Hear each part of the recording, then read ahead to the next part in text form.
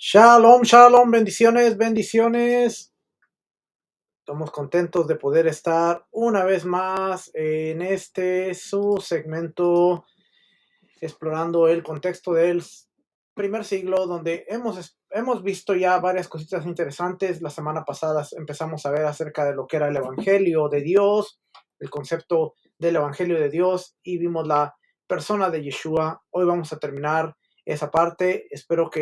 De verdad, yo espero que estos estudios sean de bendición.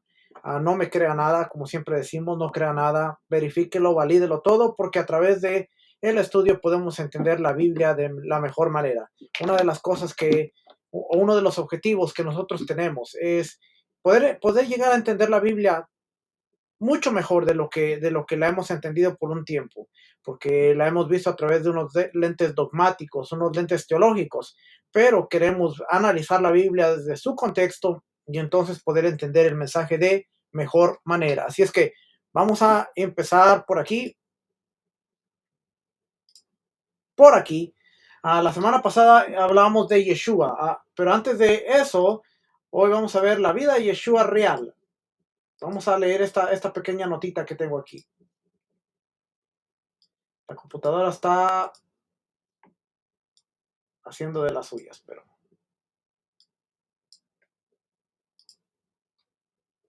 Ok, lo ve.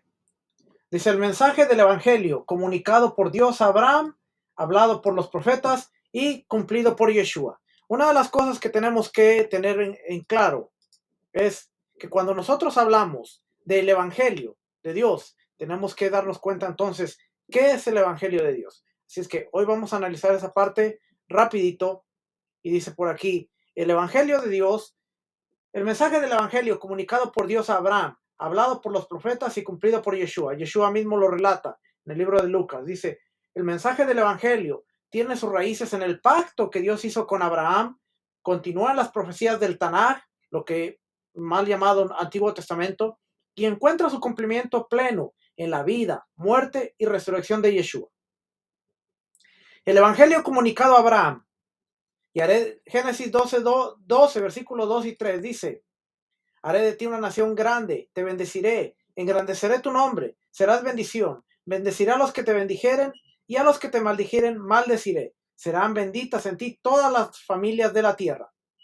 Su conexión con el Evangelio lo encontramos en Gálatas 3:8, cuando dice, la escritura, previendo que Dios había de justificar por la fe a los gentiles, dio de antemano la buena nueva a Abraham, diciendo, en ti serán benditas todas las naciones. Dios prometió a Abraham que todas las naciones serían bendecidas a través de su descendencia. Esta bendición se refiere a la salvación que vendría por medio del Mesías, el descendiente de Abraham. Gálatas 3:16 dice, ahora bien, las promesas fueron hechas a Abraham y a su descendencia. No dice, y a las descendencias, como refiriéndose a muchas, sino más bien a una, a tu descendencia, es decir, al Mesías. El mensaje del Evangelio comienza con una promesa de redención universal, donde la descendencia de Abraham, Yeshua, sería el medio por el cual se restauraría la relación entre Dios y la humanidad. Y se acuerda que la semana pasada decíamos, el Evangelio de Mateo está dirigido hacia una audiencia que es netamente judía. Y por eso es que en el Evangelio de Mateo vemos que dice, Yeshua es el hijo de David, el hijo de Abraham. Lo traza hasta el hijo de Abraham. Y Marcos traza hasta Abraham. Tengo que estar cambiando aquí. El Evangelio hablado por los profetas. Isaías 52:7 dice, cuán hermosos son sobre los montes los pies del que trae alegres nuevas, del que anuncia la paz, del que trae las buenas nuevas, del que publica salvación, del que dice a Sión, tu Dios reina. Este texto habla de la proclamación de la paz y salvación, que fue un tema central en Yeshua. Juan 14:27 dice, la paz os dejo, mi paz os doy, no os la doy como el mundo la da, no se turbe vuestro corazón, ni tenga miedo. Es un mensaje central en Yeshua la paz. Isaías dice, cuán hermosos son los pies del que trae alegres nuevas, evangelión, ¿se acuerda? Eso es, o Besorá. Isaías 53, versículos 5 y 6 dice, mas el herido fue herido por nuestras transgresiones, molido por nuestras iniquidades. El castigo por nuestra paz cayó sobre él, y por sus heridas hemos sido sanados. Todos nosotros nos descarriamos como ovejas, nos apartamos cada cual por su camino, pero el Señor hizo que cayera sobre él la iniquidad de todos nosotros. Isaías describe al siervo sufriente, quien toma sobre sí el pecado de muchos, prefigurando la obra redentora de Yeshua. Mateo 8:17 dice, para que se cumpliera lo que fue dicho por medio del profeta Isaías cuando dijo, él mismo tomó nuestras flaquezas y llevó nuestras enfermedades. Jeremías 31, versículo 31 y 34. He aquí vienen días, declara el Señor, en que haré con la casa de Israel y con la casa de Judá un nuevo pacto, no como el pacto que hice con sus padres el día que los tomé de la mano para sacarlos de la tierra de Egipto. Mi pacto que ellos rompieron, aunque fui un esposo para ellos, declara el Señor, porque este es el pacto que haré con la casa de Israel después de aquellos días, declara el Señor. Pondré mi ley dentro de ellos y sobre sus corazones la escribiré y yo seré su Dios y ellos serán mi pueblo. Ya no tendrán que enseñar cada uno a su prójimo y cada cual a su hermano diciendo, conoce al Señor, porque todos me conocerán desde el más pequeño de ellos hasta el más grande. Declara el Señor, pues perdonaré su maldad y no recordaré más su pecado.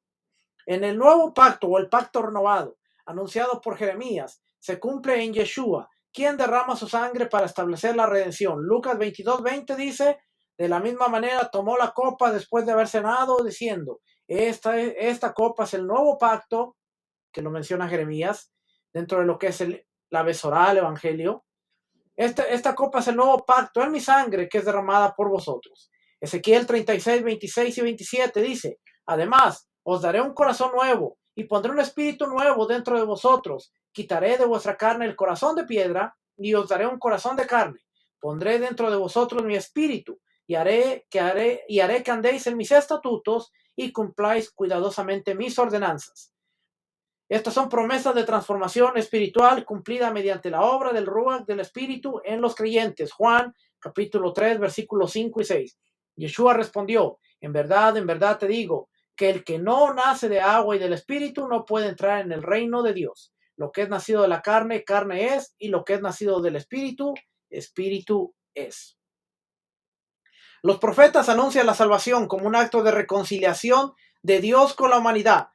Oiga bien, los profetas anunciaron la salvación, la Yeshua. Este es el medio, o este es un medio por el cual hay un acto de reconciliación de Dios con la humanidad. Ese es el Evangelio realmente, donde Dios se va a reconciliar con la humanidad, va a traer Yeshua, va a traer salvación, y ahí es donde el Mesías sería el mediador que haría posible el cumplimiento del pacto. Hablamos del Evangelio. El Evangelio tiene que ver con una cosa así, una cosa solamente.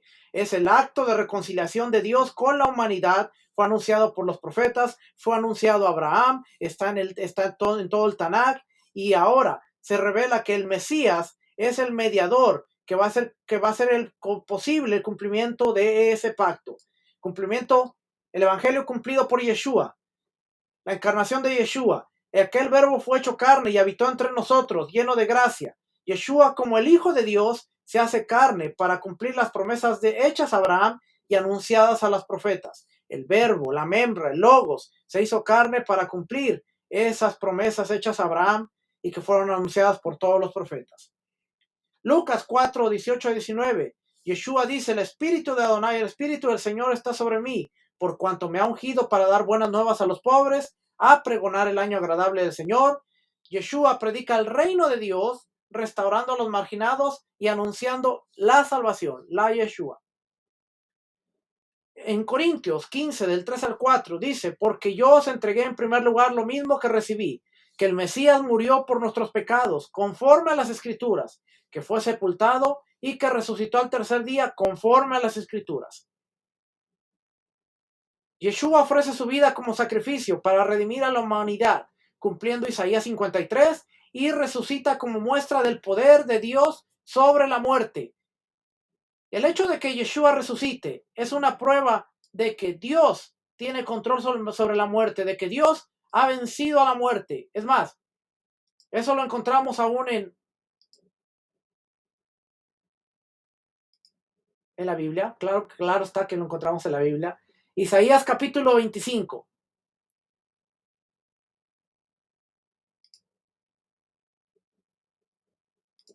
Capítulo 25, versículo. Déjenme le quito esto de aquí. O se lo voy a dejar por aquí. Vamos a leer de aquí, dice, y el Señor de los ejércitos preparará en este monte para todos un banquete de manjares suculentos, un banquete de vino añejo, pedazos escogidos con tuétano y vino añejo refinado. Destruirá en este monte la cobertura que cubre todos los pueblos y el velo que está extendido sobre todas las naciones.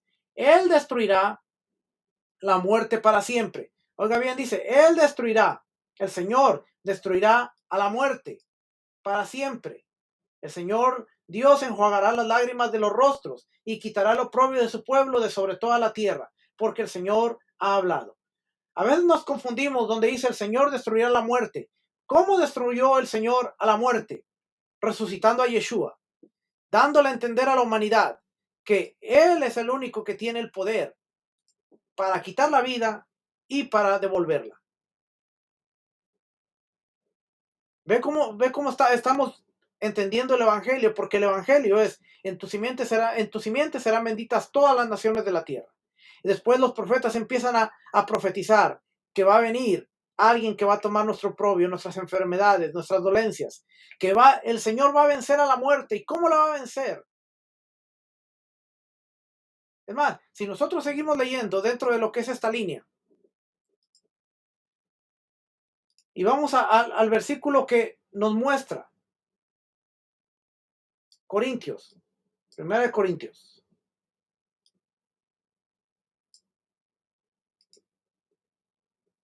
1 Corintios capítulo 15.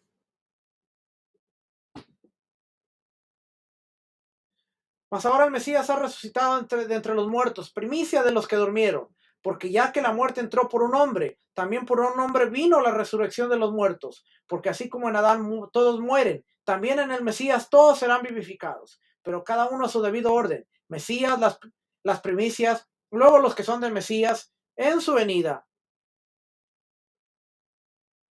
Entonces vendrá el fin, cuando entregue el reino al Dios y Padre, después de que haya abolido todo dominio y toda autoridad y poder, pues él debe reinar hasta que haya puesto a todos sus enemigos debajo de sus pies. Y el último enemigo que será abolido es la muerte, porque él ha puesto todo en sujeción bajo sus pies. Pero cuando dice que todas las cosas le están sujetas, es evidente que se exceptúa a aquel que ha sometido a él todas las cosas.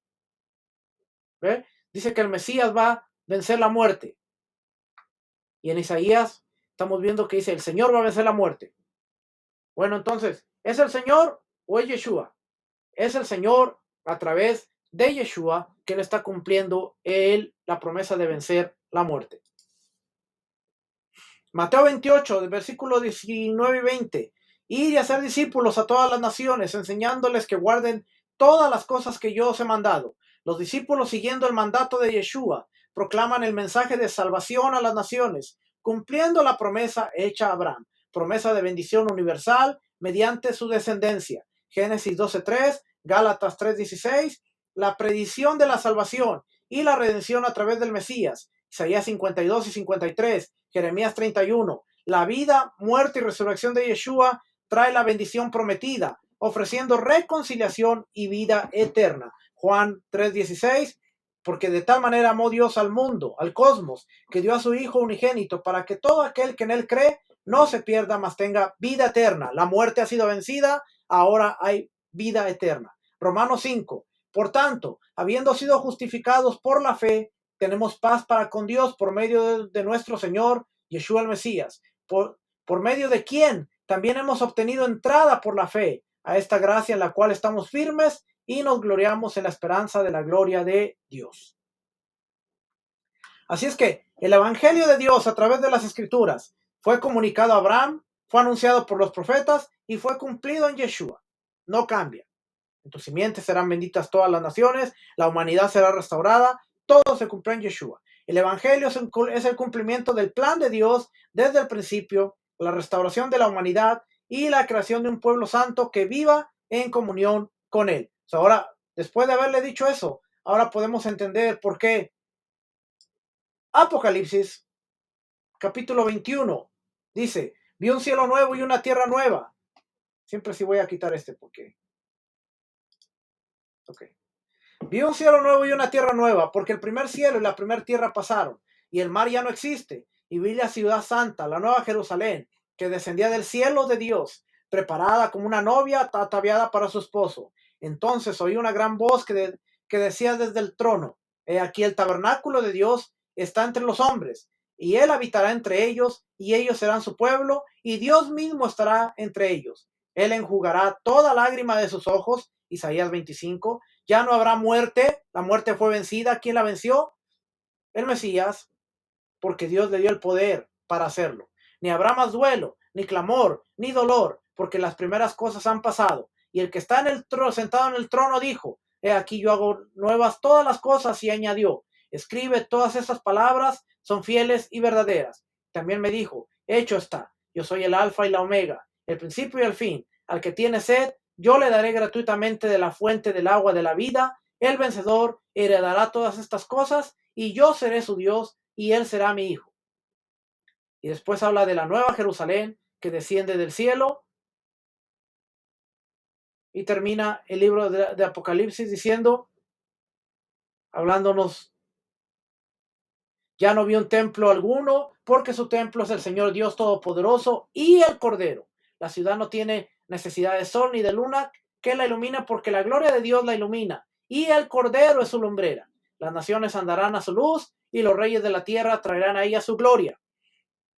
Sus puertas nunca se cerrarán de día, pues ahí no habrá noche, y traerán a ella la gloria y el honor de las naciones. Jamás entrará en ella nada inmundo, ni el que practica abominación y mentira, sino solo aquellos cuyos nombres están escritos en el libro de la vida del Cordero.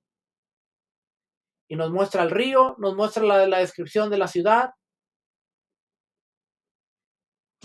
Interesante, ¿va? Entonces, el Evangelio fue la comunicación a Abraham anunciada por los profetas, cumplido en Yeshua. El Evangelio es el cumplimiento del plan de Dios desde el principio, es la restauración de la humanidad y la creación de un pueblo santo que viva en comunión con él. Ok, quería leerle esa notita. La vida del Yeshua real atrajo y convenció a discípulos que lo proclamaron por todo el mundo conocido. ¿Cómo se corresponden los retratos de Yeshua real? Del Yeshua histórico, el de Yeshua evangélico, el de los evangelios con lo real en ese sentido. Hay aspectos importantes del Yeshua real que no se relatan y por tanto no se conocen funcionalmente, pues este retrato de Yeshua solo puede ser parte de las generaciones posteriores. Debido a lo que excluye sobre el carácter religioso y teológico, la presentación del Yeshua histórico, o mejor, del Yeshua reconstruido, es la que más lejos está de ofrecernos al Yeshua real. Es difícil ver cómo el Yeshua histórico reconstruido por muchos eruditos atraería el ardiente compromiso hasta el punto de la muerte, que sabemos que Yeshua evocó de quienes lo habían conocido. Si se aceptan que los retratos de los evangelios conservan cantidades significativas del material de Yeshua real y que su objetivo misionero no era ajeno al suyo, entonces esos retratos son lo más parecido al Yeshua real que es probable que consigamos. Por lo tanto, se ocupará principalmente del Yeshua de los evangelios. Aquí, en el diccionario Lexham, encontré algo interesante que quiero leer. Y dice aquí,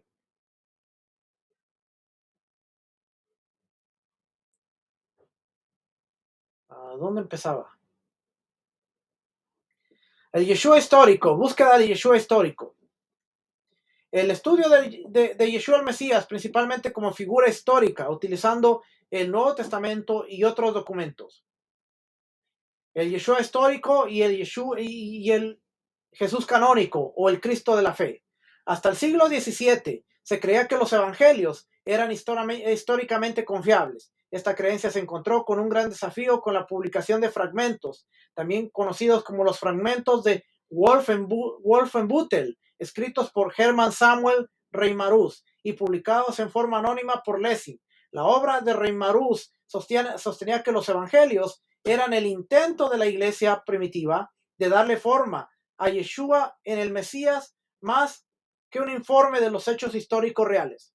Lessing argumentaba que las verdades de la fe y las verdades de la historia estaban separadas como una brecha lógica a la que a veces se hace referencia como la zanja de Lessing. En los últimos 250 años, tanto los estudiosos conservadores como los críticos han discrepado enérgicamente sobre la historicidad de los evangelios. Y aquí se me olvidó poner una notita. Déjenme ver si la encuentro rápido aquí. Ahora no me voy a acordar dónde está la notita.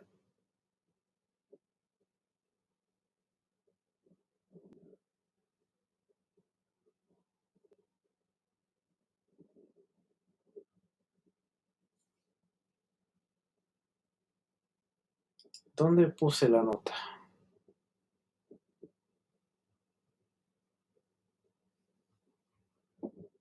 Si no la encuentro está bien, ahorita sigo. Como resultado de este inicio del debate sobre el Yeshua histórico, algunas fuentes manifiestan que cualquier utilización de métodos históricos en lugar de escriturales para determinar las acciones de Yeshua es anticristiano y teológicamente peligroso. La historia no puede corregir los evangelios, limitaciones para la investigación acerca de Yeshua histórico. Para algunos, nada fuera de las escrituras puede corregir o ayudar a entender el texto. Cualquier estudio de la historia para mostrar la verdad de las escrituras o para ayudar a comprender el texto es equivocado. Mucha gente piensa que cualquier cosa que se utilice fuera de lo que es la escritura te va a desviar. Dice,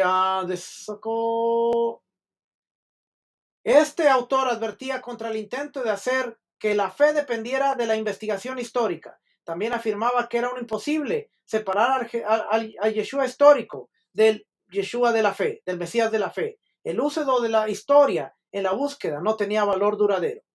Ciertos hechos no se pueden probar históricamente, dada la dificultad de probar los hechos milagrosos, incidentes que violan las leyes conocidas de la naturaleza. La investigación histórica siempre será limitada. Algunos de los hechos más importantes de la historia de Yeshua son los milagros, la resurrección, las sanidades, los exorcismos, los cuales están fuera del ámbito de la historia. Si la investigación de Yeshua histórico no puede hacer otra cosa que demostrar que en el primer siglo vivió un hombre llamado Yeshua y que hubo quienes siguieron a este hombre como a un gran líder, a un gran líder, ha demostrado poco que los estudiosos del Nuevo Testamento no aceptarían. La investigación histórica puede demostrar la autenticidad de los evangelios. El estudio de la historia puede demostrar a los críticos del Nuevo Testamento que los relatos de los evangelios se basan en hechos históricos y no son agregados imaginarios de la iglesia primitiva. Por ejemplo, el descubrimiento en 1961 de la piedra de Pilato ayudó a confirmar la existencia de Poncio Pilato como figura histórica. N.T. Wright y Darrell L. Bock sostienen que el estudio histórico confirma que el Yeshua histórico es el Mesías de la fe sobre el cual hablan los evangelios. Muestran que los autores de los evangelios procuraron que los relatos sean tanto históricos como teológicos, no el uno o lo otro. Así que, ¿qué estamos leyendo aquí? Hay una disputa entre, ok, el Mesías de la fe fue un Mesías construido, es lo que se habla. Por eso se lo estoy exponiendo ahora. El Mesías de la fe fue el Mesías construido, basado en lo que se quería hacer pensar que era el Mesías.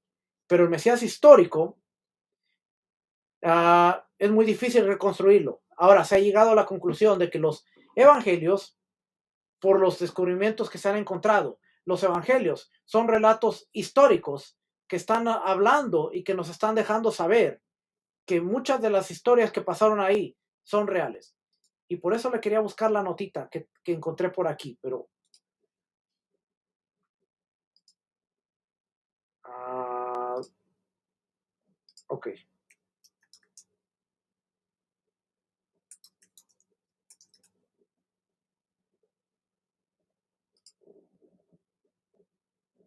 Creo que aquí la encontré.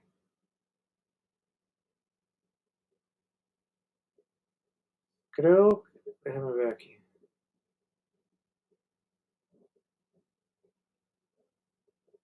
Aquí la encontré.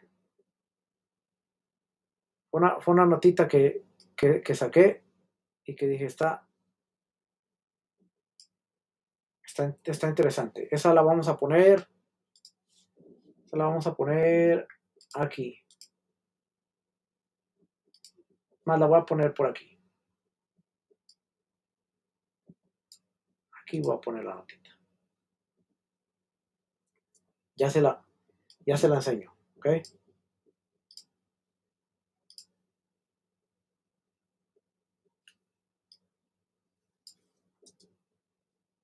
Ok. Aquí está la notita. El gran problema es que, ¿cómo pasamos de el Yeshua que los evangelios muestran ahora a la actualidad? Bueno, en un estudio que hice, pude encontrar esta información. Y aquí me comí una letra. La concepción de Yeshua como el Mesías, el enviado de Dios, el Hijo del Hombre, y finalmente como el Dios encarnado, es una evolución teológica y doctrinal que se desarrolló a lo largo de los siglos. Este proceso implica factores históricos, culturales y religiosos que se extienden desde antes del primer siglo hasta varios siglos después. Pero oiga bien, vamos a pasar del Yeshua como el Mesías, que es lo que estamos estudiando ahora, el Mesías histórico, a ser el enviado de Dios, el Hijo del Hombre, y finalmente a el Dios encarnado, a empezar a ver a Yeshua como el mismo Dios encarnado. Todo esto ha sido una evolución teológica y doctrinal. Ahora vamos a entrar en lo que es la teología doctrinal en su evolución. ¿Cómo pasó de que nosotros viéramos al Yeshua de los evangelios, que el mismo Pedro le dice cuando ellos preguntan, ¿y quién dice la gente que yo soy? Bueno, algunos dicen que eres Elías, algunos dicen que eres, y Yeshua le dice, ¿y ustedes quién creen que yo soy? Y Pedro dice, tú eres el Mesías, el Hijo del Dios viviente. Eso quiere decir que en el primer siglo tenían el conocimiento de que el Mesías, Yeshua, tenía la función del Mesías, el enviado, el Hijo de Dios, el Hijo del Hombre. Pero, ¿hasta qué punto llegó esta evolución a ver a Yeshua como el mismo Dios encarnado? Vamos a investigar. ¿Está listo? Vamos a investigar.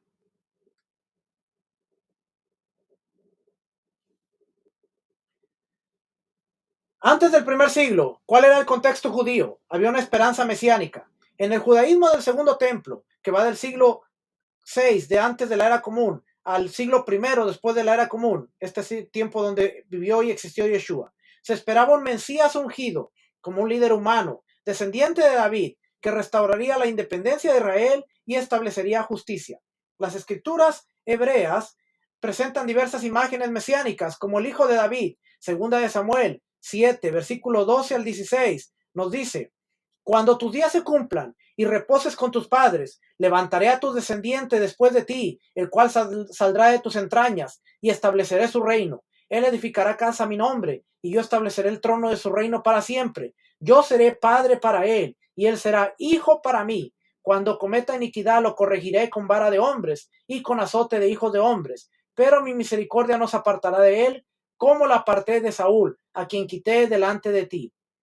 Tu casa y tu reino permanecerán para siempre delante de mí, tu trono será establecido para siempre. También el siervo sufrente, Isaías 53, aunque no se entendía como referencias a una figura divina.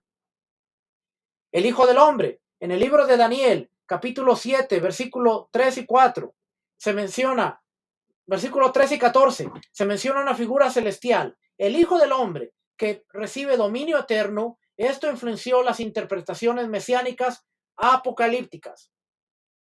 El Hijo de Dios, en la tradición judía, hijo de Dios se usaba para referirse a reyes. Salmo 2.7.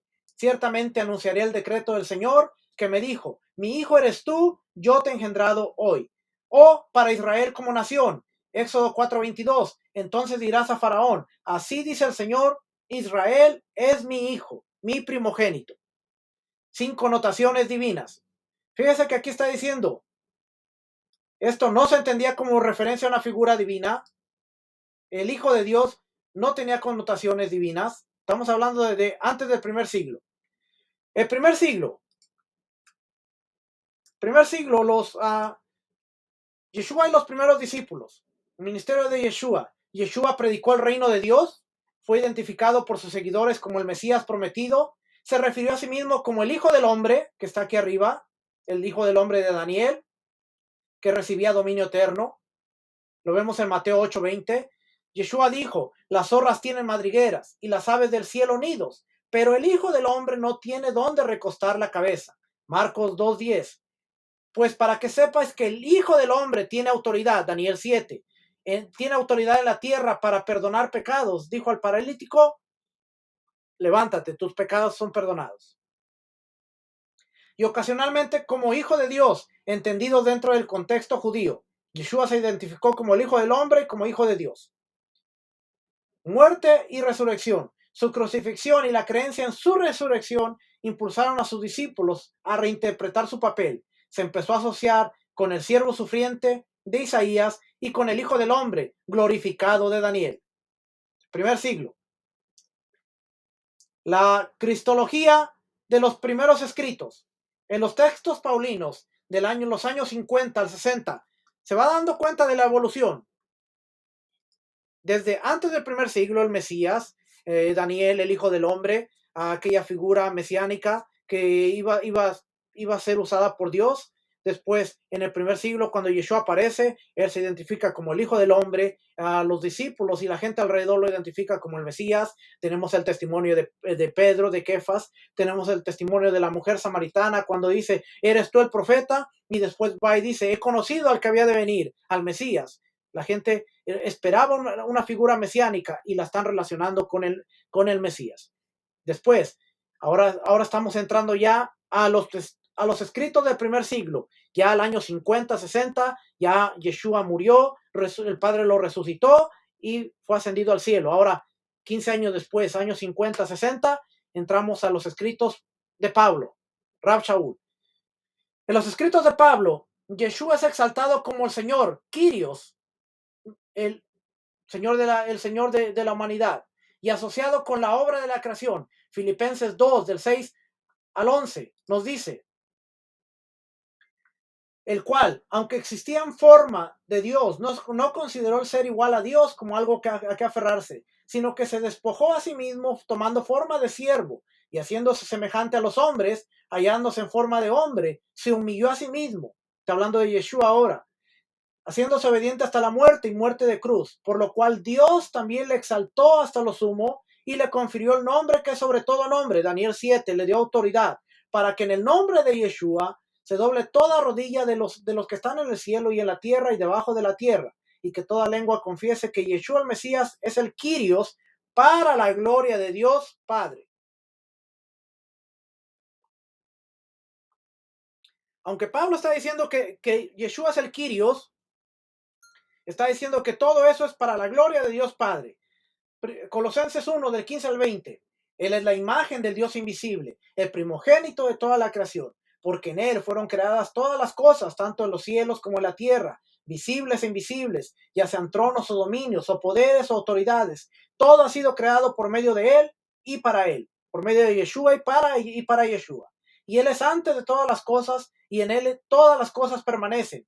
Él es también la cabeza del cuerpo, que es la congregación, y él es el principio, el primogénito de entre los muertos, porque se levantó de entre los muertos, a fin de que él tenga toda primacía, porque agradó al Padre. Fíjense lo que Pablo está diciendo.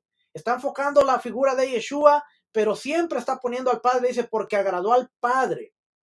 Fue de agrado al Padre. Mi hijo eres tú, en quien yo tengo contentamiento. Los escritores no se están saliendo de la narrativa, están yendo en la misma línea y ahora está diciendo, porque agradó al Padre. Cuando Yeshua está haciendo inmersión, dice que una voz del cielo se escuchó y dijo, este es mi hijo amado, en quien tengo contentamiento, agrado, me contento. Y en Colosenses dice, agradó al Padre que en él habitara toda la plenitud y por medio de él reconciliar todas las cosas consigo. Por medio de Yeshua, el Padre reconcilia las cosas con él mismo, habiendo hecho la paz por medio de la sangre de su cruz, por medio de él. Repito, ya sean las que están en la tierra o las que están en los cielos. Sin embargo, en este periodo, Yeshua no era entendido como Dios encarnado, sino como una figura exaltada por Dios, preexistente, que estaba con Dios, que no escatimó ser a Dios. Ok, dejamos a Pablo. Posteriormente al primer siglo, el desarrollo del cristianismo primitivo, finales del primer siglo, el Evangelio de Juan, el Evangelio de Juan, en los años 90 al 100, más o menos, lo que se cree, introduce una cristología más elevada, donde Yeshua es identificado como el Logos, verbo, preexistente, que era Dios y se hizo carne. Juan 1:1 y 1:14. Fíjese cómo va evolucionando la cosa, ¿eh? Ahora ya vamos viendo que el Evangelio presenta y dice, en algunas versiones dice, el verbo era Dios, en algunas otras, más acertadas, dice, el verbo estaba con Dios. Todavía hay un debate si debe decir el verbo era Dios o el verbo estaba con Dios, porque es la palabra de Dios. Pero entramos al siglo segundo y tercero, apologistas y herejías. Los apologistas cristianos, ya los famosos padres de la iglesia, como Justino Mártir, del año 100 al año 165 de la era común, desarrollaron la idea de que Yeshua es el Logos divino que participó en la creación. Ok, hasta ahí no hay problema. Todavía está en lo que es la narrativa bíblica. La controversia con herejías como el adopcionismo y el arrianismo llevaron a debate sobre la relación entre Yeshua y Dios el Padre. En el concilio de Nicea, en el año 325, después de la era común, hasta este periodo de aquí, 325, tuvieron que pasar casi 300 años después de la muerte y resurrección de Yeshua. Aproximadamente 290 años. ¿Okay? Pero vamos a ponerle 300. Casi 300 años. Se definió que Yeshua era de la misma esencia, homousios, que el Padre, afirmando su divinidad plena contra el arrianismo. En el concilio de Calcedonia, fíjese hasta dónde ya vamos, año 451 después de la era común.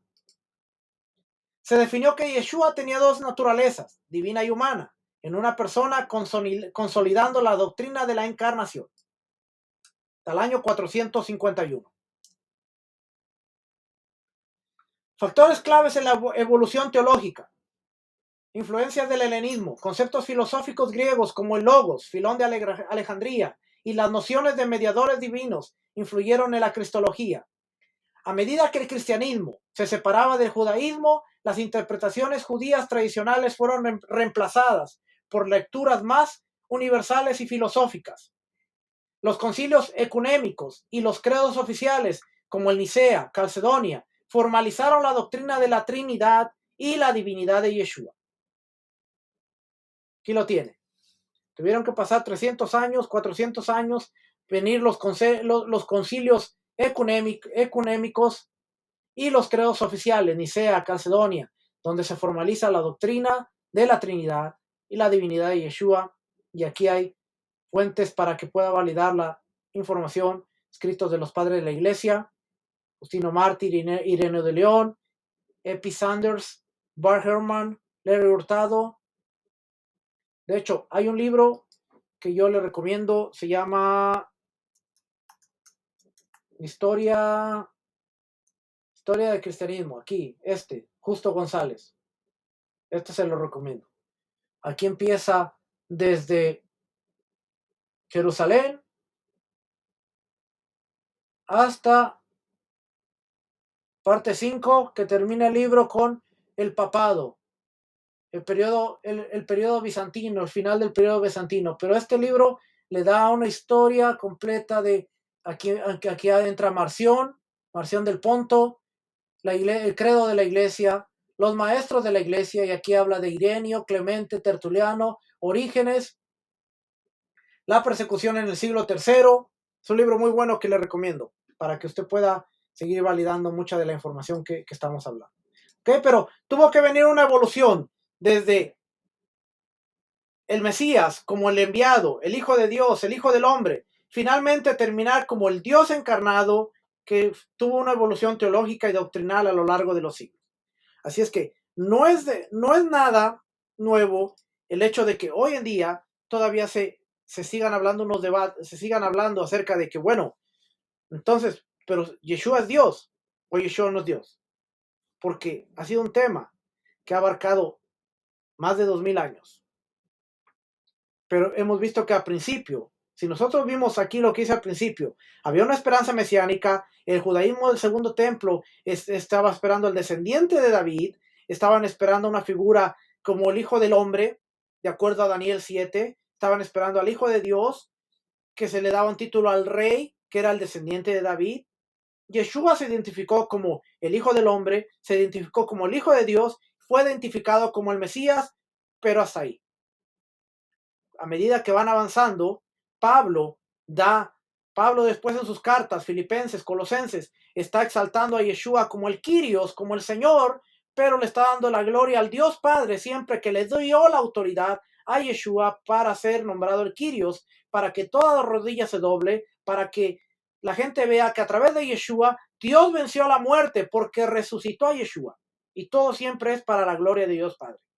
Del año 90 al 100, cuando ya el Evangelio de Juan y el gnosticismo más adelante empiezan a decir este tipo de corrientes, es que se empieza a desarrollar este mecanismo que hasta el día de hoy ahora mucha gente identifica, como lo identificó el cristianismo en toda su historia, que Yeshua es Dios, solo que ahora ya no, en algunos sectores ya no son tres personas, Padre, Hijo y Espíritu Santo, pero sí vemos que Yeshua es el Padre, Yeshua es el Hijo y es uno solo. Cuando vemos que esa teología se desarrolló dentro de lo que fueron los concilios ecuménicos y los credos de la Iglesia Católica. Esa es la historia, hermano. Si somos sinceros, si somos honestos con la información, nos vamos a dar cuenta de que esa es la historia. Y si lo validamos con la historia, que se puede comprobar dónde viene la información, vamos a ver que muchas de nuestras teologías todavía siguen siendo acarreadas de lo que es la Iglesia Católica. ¿Okay? Vamos a seguir por acá. Ya le leí eso. No vamos a leer la historia del cristianismo. Así que hay tres búsquedas. Vamos a ver tres búsquedas de lo que es el Yeshua histórico. Entre los siglos XVII y XIX, 17 y 21, perdón, la búsqueda del Yeshua histórico se divide en tres periodos. Cada búsqueda ha tenido importantes líderes y obras significativas. La primera búsqueda antigua estuvo dominada por tres enfoques. El racionalismo, el enfoque racionalista. Rey Marús sostuvo que Yeshua era un simple hombre que carecía de habilidades milagrosas o de naturaleza divina. Rey Marús, un conocido filósofo de Hamburgo, Alemania, es considerado el padre de la crítica del Evangelio. Schweitzer le adjudica el haber comenzado la búsqueda del Yeshua histórico. Rey Marús sostenía que Yeshua era un mesías político, cuyas aspiraciones se vieron frustradas y cuya vida acabó en un grito de desesperación y derrota. Sugirió que los seguidores de Yeshua inventaron la noción de un salvador espiritual que ofrecía el perdón de pecados. Según Rey Marús, el Yeshua de la historia no era el Mesías de la fe. Veía las verdades de la historia y a las verdades de la fe como enfrentadas entre sí. Rey Marús consideraba que un libro contenía información histórica o información religiosa, pero no ambas. Pero acuérdense, esta persona es alemana. Y ya dentro de lo que era el trasfondo alemán, podemos ver un mensaje un poquito antijudío. Dos, el romanticismo. El segundo enfoque de la primera búsqueda del siglo XIX fue el romanticismo, sostenido por Renan. En su obra The Life of Jesus de 1863, Renan argumentó que Yeshua era un predicador itinerante, pero no el Hijo de Dios. Este enfoque sostenía que Yeshua era un bondadoso maestro del amor, la belleza y la alegría que ofrecía valiosos preceptos morales a su gente. Después está el liberalismo presentado por Harnack, 1851 a 1930, es el tercer enfoque enfoque de dominio que dominó la primera búsqueda. Harnack, conocido como von Harnack, desde 1914 en adelante, uno de los más influyentes estudiosos alemanes de este periodo, veía a Yeshua como una persona que creía en el progreso social, se aferraba a la paternidad de Dios y a la hermandad de los hombres. ¿Por qué le estoy leyendo esto? Porque muchas veces, cuando hablamos de ese tipo de temas, no nos damos cuenta de cuáles son realmente las corrientes que ha habido. Y hoy en día se enseña, dentro de las enseñanzas, se enseña que hablamos de el romanticismo. Yeshua era un maestro bondadoso, se enseña también la crítica del racionalismo, que Yeshua fue un político, un mesías político frustrado, que cuando no le salieron los planes, entonces sus discípulos empezaron a inventar un retrato muy diferente a lo que fue la persona real. Hoy yo lo he escuchado, en enseñanzas y a veces yo digo, ok, esta enseñanza viene de esta corriente, la puedo identificar, no tomo la información y salgo corriendo, porque esa es la importancia de nosotros, saber todo el tipo de información, validarla y entonces estar consciente de lo que escuchamos, porque hoy la gente nos va a tirar lo que encuentre. La segunda búsqueda, o no búsqueda. Se llama o no búsqueda. Debido a la obra de Schweitzer y Bultmann, se hizo muy poco en relación con el Yeshua histórico entre 1900 y 1950. Schweitzer, quien escribió The Quest of the Historical Jesus, From Remarus to Drede, puso fin a la primera búsqueda. Bultmann, escéptico acerca de la historicidad de los relatos de los evangelios, especialmente de las historias de los milagros y de la resurrección, también colaboró para que continuara esta falta de trabajo sobre Yeshua histórico. Schweitzer había obtenido 3 doctorados en música, medicina y teología. Antes de los 30 años, era un hombre ilustre. En sus obras sobre el Yeshua histórico o el Jesús histórico, sostiene que Jesús era un mesías político que intentó apresurar la venida del reino enviando a los 12 convencidos de que no regresarían antes de la venida del Hijo del Hombre. Cuando los 12 regresaron y el Hijo del Hombre todavía no había venido, Jesús comprendió que debía ser un siervo sufriente y terminó muriendo en la cruz. Eso es lo que dice este hombre. Bultmann, influenciado fuertemente por el escepticismo de Heidegger, sostenía que los evangelios eran un producto de la fe, no de la historia, y por lo tanto había que dudar de ellos. Como resultado de estas dudas, no se puede saber prácticamente nada acerca del Jesús histórico. Para Bultmann, la búsqueda de datos acerca del Jesús histórico es históricamente poco fiable y teológicamente perversa, porque la fe se basa en un encuentro existencial y no en hechos históricos. Están tratando de tirar por la borda los relatos de los evangelios. Kaiserman, en el libro The Problem of the Historical Jesus de Kaiserman, es el verdadero punto de inicio de la segunda búsqueda. Sostenía que la falta de interés en el Jesús terrenal presenta una falta de interés en lo que era importante para la iglesia primitiva. Después viene la tercera búsqueda. La tercera búsqueda se reconoce por su tendencia a examinar los hechos de Yeshua en el mundo judío del segundo templo. Aquí ya empezamos a ver que esta tendencia, la tercera búsqueda, va a buscar a un Yeshua viviendo en un mundo judío del segundo templo. Un énfasis menor en los dichos de Yeshua. La tendencia de ver a Yeshua como una clase particular de persona, como por ejemplo, un mago según Smith, un sabio cínico según Grossman, un feminista según Fiorenza. Sanders, en la obra Jesus y su judaísmo de Sanders, que por cierto él es judío, revive buena parte de la tesis de Schweitzer y Remarus. Afirma que Yeshua fue un visionario equivocado que se vio a sí mismo como el último mensajero antes de la venida del reino y del restablecimiento de Israel. Robert Funk se sumó al escepticismo de Bultmann y es responsable de mucho del trabajo del seminario sobre Jesús.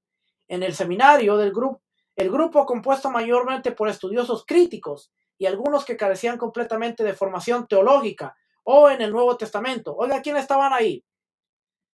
Estaban algunos que carecían completamente de formación teológica o que conocían el Nuevo Testamento. Utilizaban cuentas de colores para votar sobre la autenticidad de cada dicho de Jesús. Luego se reimprimieron los evangelios con los dichos de Jesús en uno de 4 colores para indicar la posibilidad de que haya sido expresada por el Jesús histórico, la mayoría de los dichos del Nuevo Testamento fueron considerados menos que auténticos. Wright, un famoso pensador conservador, desarrolló su trabajo en base a las escrituras y otras formas de literatura de su época. Sostiene que los evangelios son mucho más fiables históricamente de lo que muchos están dispuestos a admitir. Su obra de 6 tomos, propuesta sobre el Nuevo Testamento, argumenta que el tema dominante de la Biblia es el exilio y la redención. Este es el tema que siempre hablamos nosotros. La Biblia trata con el exilio de la humanidad y la redención de la humanidad. Wright postula que muchos judíos de la época del Segundo Templo pensaban que el exilio continuaba, a pesar del hecho de que habían regresado a la tierra. Por lo tanto, Yeshua vino a terminar con el exilio de su pueblo. Yeshua ofrece ese regreso del exilio, que es espiritual, la muerte, y viene por medio del perdón más que por medio de una derrota militar a Roma, de una manera inesperada y a un grupo inesperado.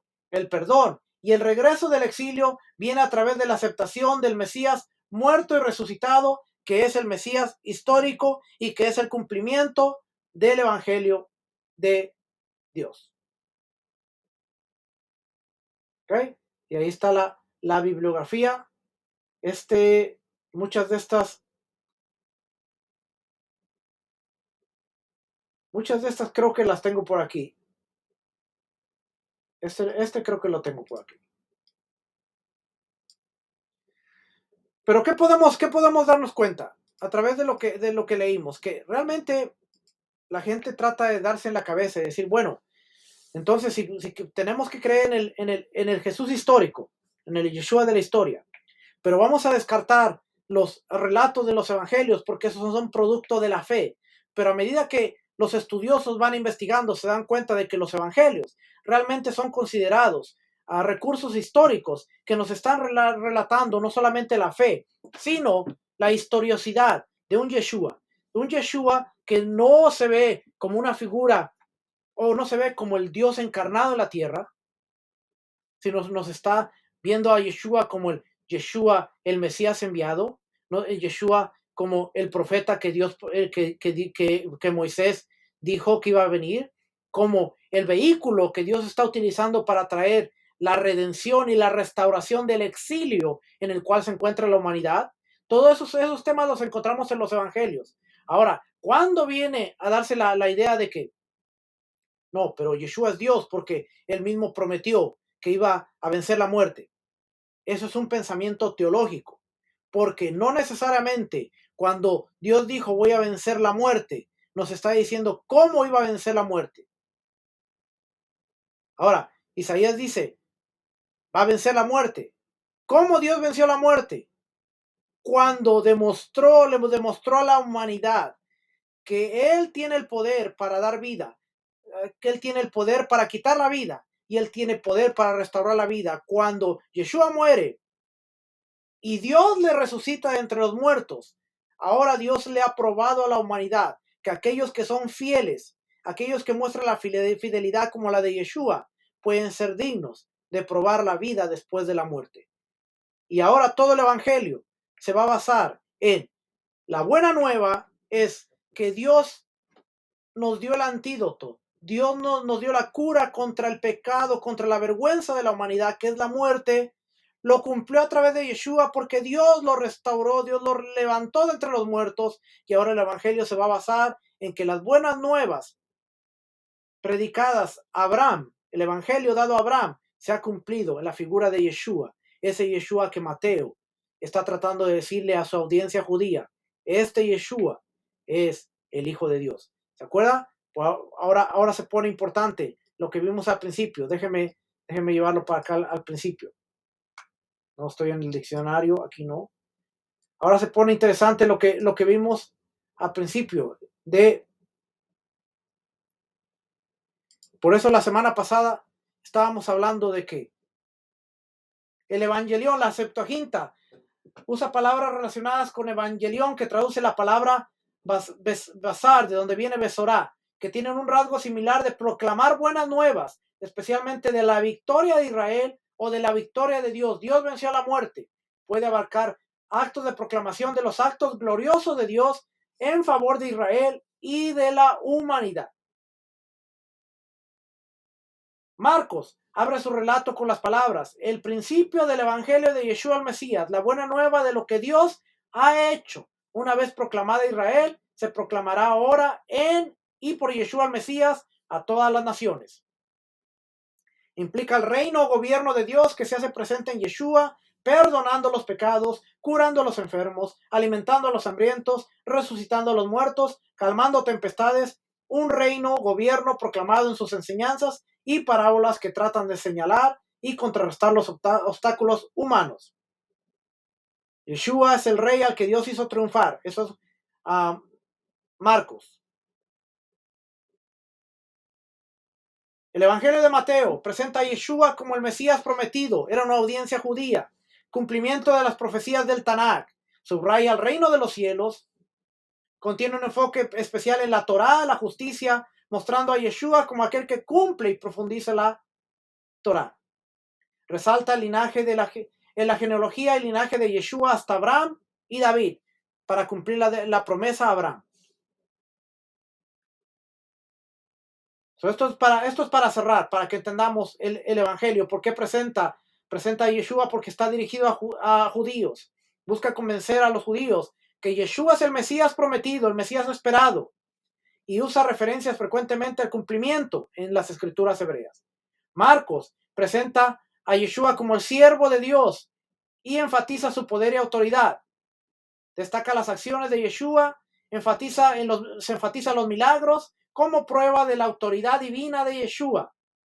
Nos retrata el sufrimiento y la muerte de Yeshua como parte central de su misión, porque va dirigido a una audiencia romana que está enfocada en la acción y el poder. Lucas presenta un Salvador universal que enfatiza la humanidad de Yeshua, un Yeshua más humano, destacando su nacimiento, infancia, emociones humanas. Contiene parábolas. Y por último, Juan enfatiza a Yeshua como el Hijo de Dios, destacando su naturaleza divina. Y aquí nos relata los yo soy de Yeshua, afirmando su identidad divina. Yo soy la puerta, yo soy el camino, Es una audiencia más universal, busca fortalecer la fe de los creyentes en Yeshua como el Mesías, el Hijo de Dios. En ningún momento dice a Dios. La fe como Dios. ¿Okay? Así es que ahí lo tiene. Esta fue ya, aquí cerramos lo que es el Evangelio de Dios. Espero que hayamos podido entender cuál es el Evangelio de Dios, cómo se presentó a Yeshua como el cumplimiento del Evangelio de Dios, por qué los Evangelios son tan diferentes, Mateo, Marcos, Lucas, Juan, cómo fue el desarrollo de ver a un Yeshua como el Mesías, como el Hijo de Dios, como el Hijo del Hombre, como aquel que fue anunciado por los profetas, como aquel verbo que estaba con Dios, aquel verbo que se hizo carne, hasta posteriormente empezarlo a relacionar. Bueno, es la misma esencia del Padre, entonces por lo tanto tiene que ser uno con el Padre, entonces son uno. Y más adelante, bueno, si el Padre y Yeshua son uno, entonces el Espíritu también debe ser uno. Entonces es Padre, Hijo y Espíritu. Y más adelante, entonces ahora se empieza a debatir, bueno, si Yeshua es Dios, bueno, entonces María, que dio a luz, entonces ¿qué es considerada? Bueno, la madre de Dios. Bueno, entonces también la elevamos a ella como la madre de Dios. Entonces tenemos un problema, porque si decimos que Yeshua es Dios, pues entonces no debemos tener problema en reconocer que María es la madre de Dios, y por lo tanto también se le debe rendir esa honra, porque es la madre que le dio a luz a Dios. La madre de Dios, María la madre de Dios, para que vea cómo todo se empieza a desarrollar y no podemos desbaratar este bola de material enredado tan simplemente, tan simple como decir, no, es que Yeshua es Dios. Bueno, entonces la Iglesia Católica pensaba lo mismo y después llegó a la conclusión de que María era la madre de Dios. Y hoy encontramos miles de Marías por todo el mundo, dándole, rindiéndole honor, rindiéndole alabanza a María, la Madre de Dios. Y después empiezan a aparecer los rezos en donde se le reza a María, la Madre de Dios, ruega por nosotros los pecadores, y ya sabe usted todo lo que vive por ahí. Para que usted se dé cuenta que hoy, 2000 años después, si nosotros realmente no nos enfocamos en estudiar, haciendo un lado la teología, haciendo un lado el dogma, no para minimizar nuestra fe, sino para fortalecer esa fe y para creer el mensaje tal y como fue establecido. Disculpen el ruido que siempre sale esta cosa sonando ahí. Uh, el mensaje como fue establecido, vamos a entender la escritura de mejor manera. Hoy yo le presenté varias evidencias, le presenté varias posturas, porque yo no quiero que usted diga, sí, pero hay personas hablando que Yeshua, el Yeshua histórico no puede ser el Yeshua de los evangelios, pero le presenté también cómo hay evidencias que han probado que muchas de estas teorías están equivocadas, porque los evangelios, su historicidad ha sido probada, y ahora podemos ver que los evangelios son un documento históricamente fidedigno. Y podemos ver muchos de los retratos de Yeshua, Yeshua histórico. Ahí. Es que familia, espero que esta clase haya sido de bendición. En ningún momento quiero ofender a nadie, sino solamente quiero motivarle a que usted se dé cuenta de que hay muchas cosas que desconocemos, hay muchas cosas que debemos esforzarnos un poquito por ser un poquito lentos para rechazar todo.